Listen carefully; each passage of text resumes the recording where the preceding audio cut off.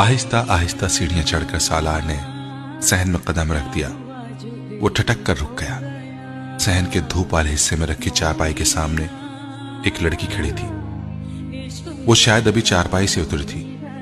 اس کی پشت سالار کی طرف تھی۔ وہ سفید کرتے اور سیاہ شلوار میں ملبوس تھی اور نہا کر نکلی تھی۔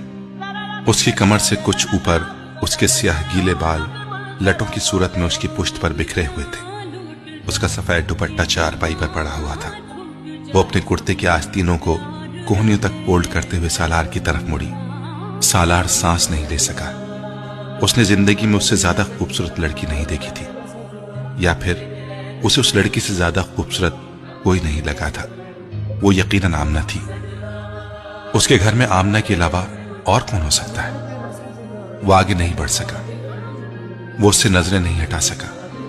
کسی نے اس کے دل کو مٹھی میں لیا تھا۔ دھڑکن رکی تھی یا رما، وہ جان نہیں سکا۔